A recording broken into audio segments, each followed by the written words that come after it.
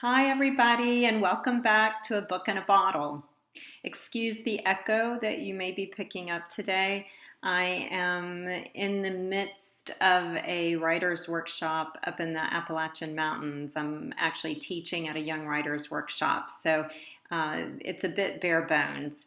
And I'll probably look a mess. I've been hiking out in the rain today and um, trekking through graveyards and fields and whatnot. So this is the best it gets.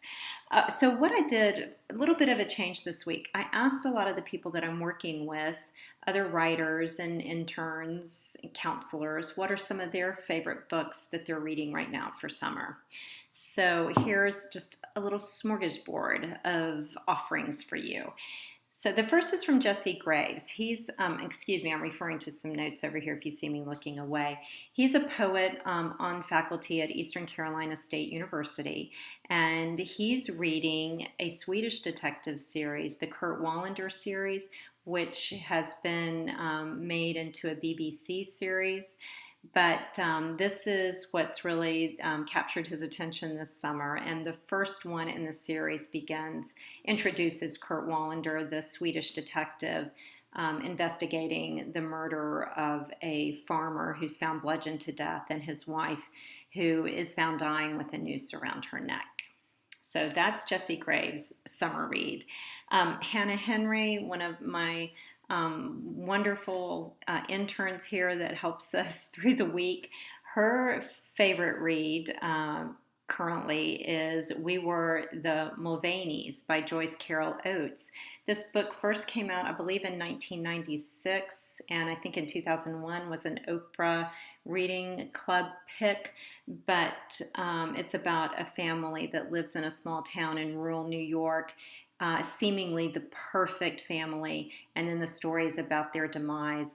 When I asked Hannah why she liked this book, she said, it's really depressing. It's more of a dead of winter read, but she loved the confrontation or the dealing with all these complex family issues. So that was from Hannah Henry. And then Lacey Cook, one of the directors of the camp, her current read or most favorite read of recent is Do Androids Dream of Electric Sheep? This first came out, I believe, in 1968 by Philip K. Dick, and this is a sci-fi book set in a post-apocalyptic world after nuclear bombs have ravaged the landscape, and very few animals have survived. Most are extinct or endangered, and actually pet keeping is considered a social duty or responsibility. So Do Androids Dream of Electric Sheep? This is the movie, in case I didn't say this already, that Blade Runner was based on. Okay. Let's see, the other book I want to mention is The Unlikely Pilgrimage of Harold Fry. This was the suggestion of Belinda Smith, who is a Nashville award-winning singer-songwriter here teaching lyric writing, and it's about the recently retired Harold Fry, who lives in a small English town with his wife, who's a bit of a nag. And Harold's days are taking on kind of a monotonous routine when he gets a letter from an old friend who's dying in hospice care telling him goodbye. And he writes a reply, but when he goes to mail the letter, something happens. There's a chance encounter that causes Harold to decide he's got to make the 600-mile trek to see his dying friend. So it is the story of the unlikely pilgrimage of Harold Fry. The last book that I want to mention, one of our visiting authors who's going to speak to the kids tonight, John Seeley. He is from Richmond, Virginia. His first book, his debut novel, came out in April, The Whiskey Baron. And this is about a South Carolina whiskey empire. The book is set in 1932, and This Empire's on the Verge of Collapse. And I'm going to be honest, I have not read this book yet, but I've spent the day with John, and I'm so impressed by him and his thoughts about writing fiction. And he's gotten wonderful reviews and is really considered one of the strong, wonderful, great new voices in Southern writing. So this one still is in hardcover, and I tend to try to mention things in paper, but it would be great to support John and buying The Whiskey Baron.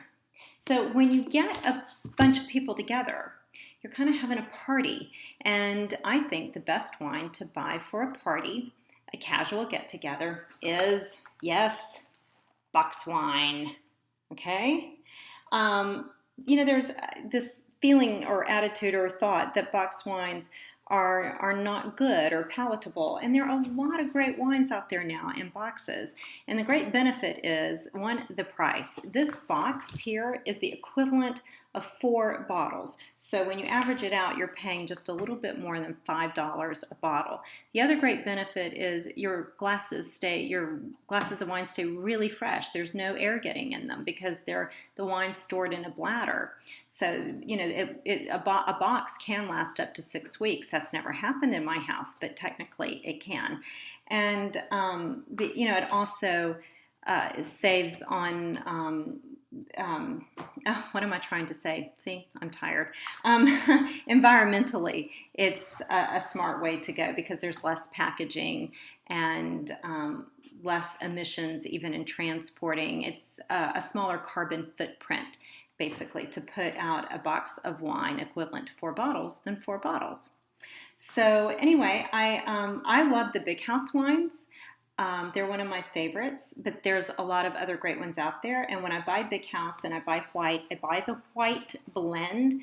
I tend not to buy the Chardonnay. I just like the white blend because it doesn't see any oak. And I like that cleanness, especially in the summer. It's got a great fruitiness to it, a floral. It's got some good structure, good mid palate, nice crisp finish. I mean, you can't go wrong. But there's a lot of other great wines out there. Jack Tone is great, Boda, and a host of others. So pick up one of these great books.